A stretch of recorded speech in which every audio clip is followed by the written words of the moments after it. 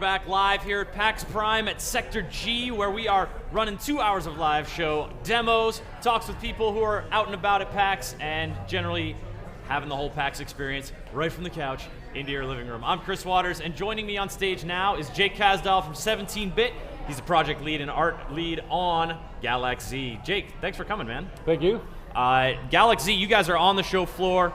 People can play the game. How's the reaction been for the fans? It's been fantastic. You know, this is our third PAX, but it's the first time the game is like solid. It's running clean. We had a couple of technical snafus, but last night we got the final solid build, so we're good now. Nice. We're in the Sony booth as well as in the Indie Mega booth. We've got 6 playable stations, and it's just going off fantastically. We're getting a lot of great feedback and watching people just really enjoy the game, and we're trying to get the word out that it's not just a traditional shooter. There's a lot more to this game. And so exhibitions like this and getting to talk to the press and stuff is really how we get that message out. That's a great way to do it. And you know, we've seen you guys at PAX before, but this game is further along than ever before, and it's a thing of beauty to see in action. So let's jump right in and give folks a taste. And you said, you know, you look at it right away, it looks kind of, your mind puts it in a certain genre. Sure. But there's a lot more going on here. So set the stage for us. So there was it's a spaceship game. It looks like a spaceship game. Spaceship shooter, arcade games. I grew up playing arcade games. I love them. The story here is that you're kind of this fleet goes out for a big treaty with the evil Imperials. It's a ruse. It's a giant ambush. Everyone gets killed. The entire fleet is wiped out except for your flagship. You were literally the last remaining pilot out. You guys snuck out. They're still looking for you. They're all over the place. You are the last guy remaining, and you're kind of going out and looking through these little planetoids and these derelict wrecks, looking for supplies, anything to kind of keep your chances of survival going. So you're on the run. Yeah, she's going to send me in. Every time I start a new game, I'm going to jump in. It's a roguelike, so every time I die, I kind of start from the beginning. Okay. But as you play through, you're going to unlock more and more stuff that's going to start being stocked in the shop. Stocked, yes, I made that right. You got it. So I'm going to start in here. There's a couple things I can buy to start off this game to kind of get me a little bit more competitive. And do these credits carry over from your previous playthrough, or do you sort of have a stock starting credit at the beginning of every run? Usually you start with no cash, but you find these things called crash coins out in the world, which you can use to buy a couple things at the beginning of every game. Most roguelikes kind of start you off at 0 again. Yeah. We let you, if you had a good run, you can buy a couple toys to start your game off with. So I'm going to jump into the hangar here and take off. This mic is giving me grief, but I'm okay.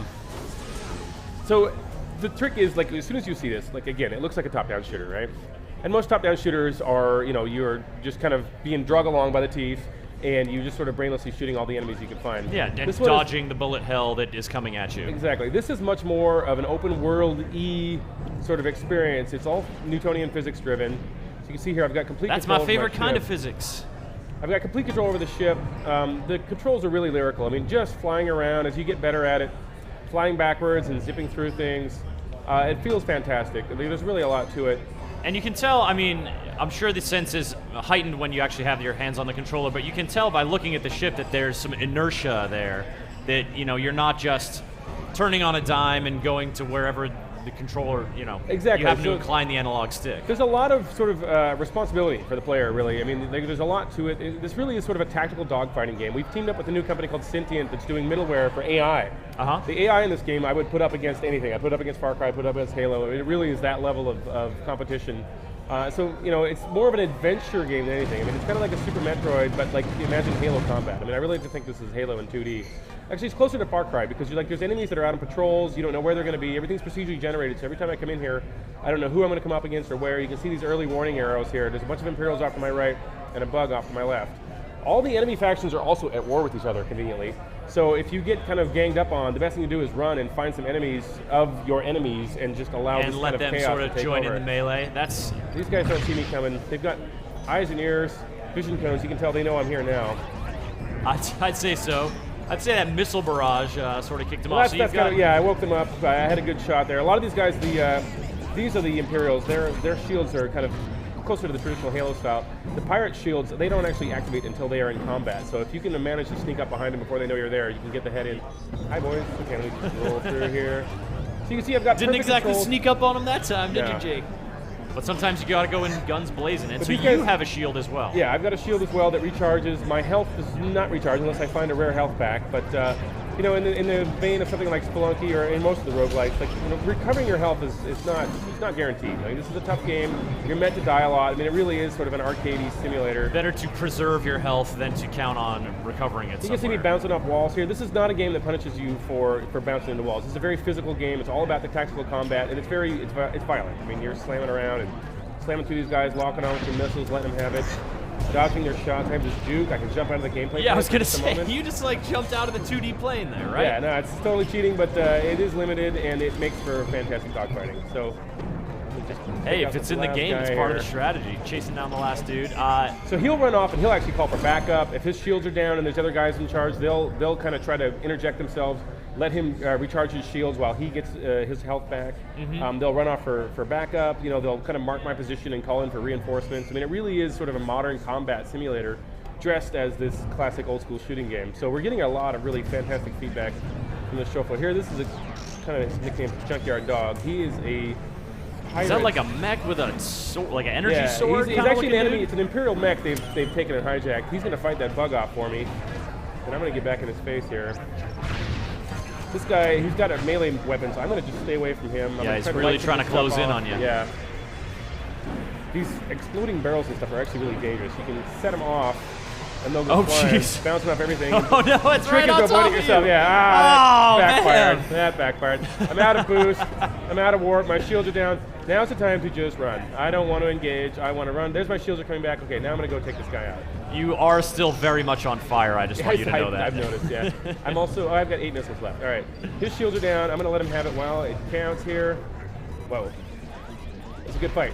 These guys, you know, like I said, He's not tough. messing around. This is a tough game. It's a game where you die a lot. And it's not about memorizing anything. It's about being constantly presented with new challenges, new objectives and territories, and just sort of learning how to fight. I mean, it really is learning how to be a tactical combateer. Now, how sort of out of, I guess you we doing a little stealth now.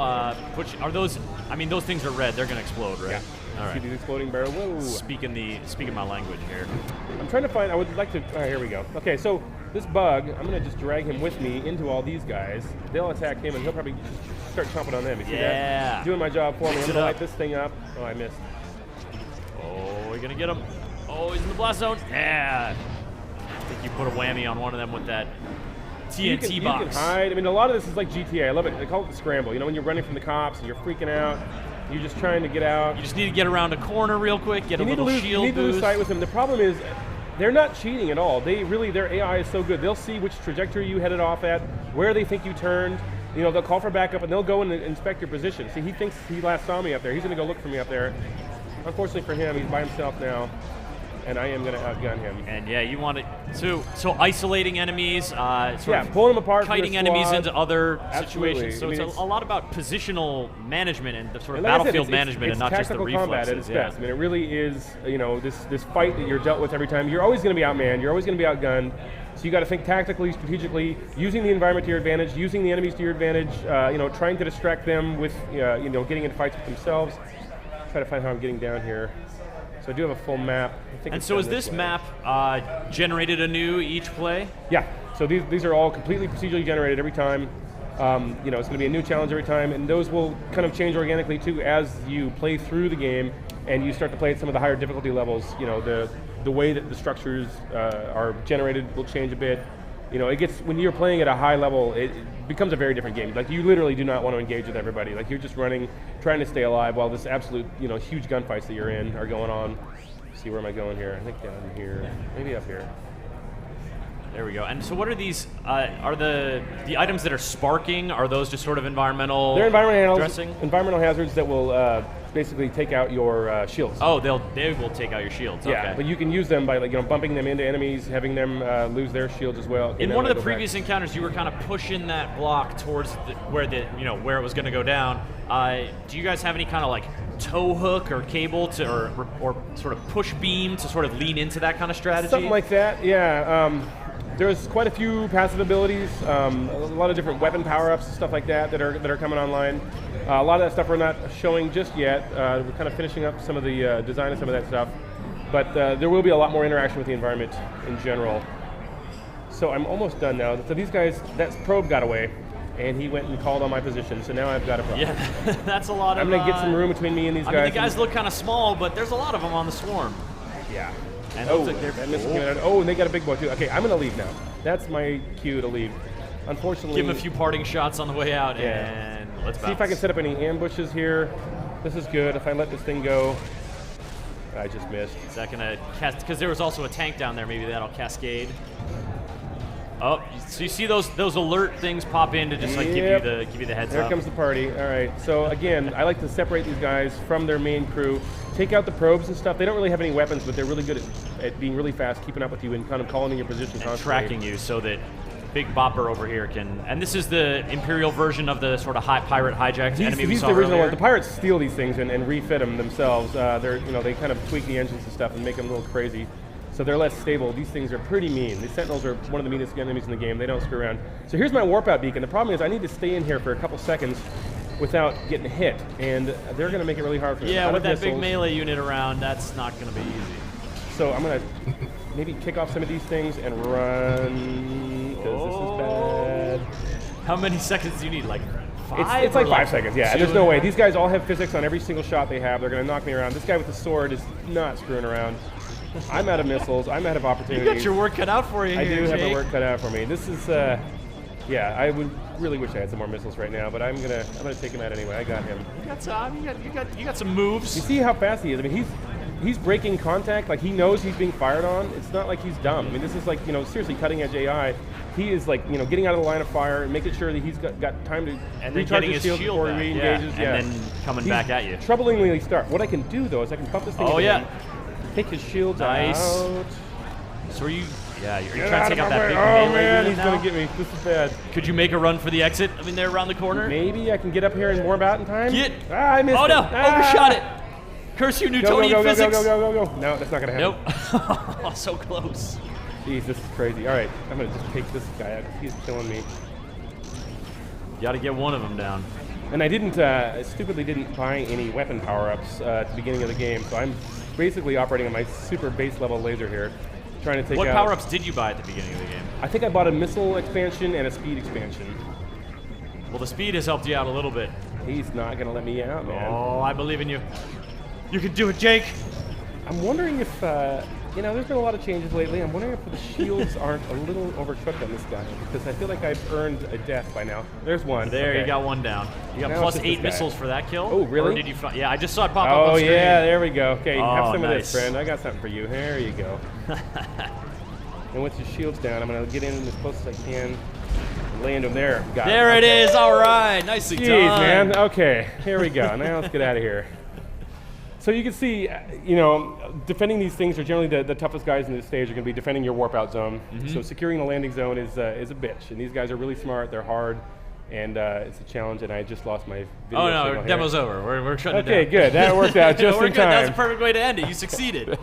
You got out. That was good. My heart's pounding a little bit. It's good to demo while you're running for your life. Absolutely. That took a little more than 10 minutes. Is that about the average sort of length? Yeah, so there's about 4 or 5. We're still working on this, but there's going to be 4, 5, or 6 of those in a row to beat the season. Okay. And when you beat the season, you sort of beat the game, and that opens up the next season, which is going to have some new story stuff. It's going to have some new unlocks. And there's 6 seasons overall. There's a mini story arc over each one, and there's a massive story arc over the entire process. All right, Jake. Well, when are you guys targeting for Galak-Z's release, and what systems are you aiming to bring it out on? So we're working with Sony, the Pub Fun Group. We'll be launching this holiday, kind of post-holiday, probably wintertime, on PS4 and Vita, and then shortly thereafter on PC. Very cool. Jake, thank you so much for showing off Galak-Z. Thank you. Folks, that's coming your way this winter on PlayStation platforms. Now we're going to take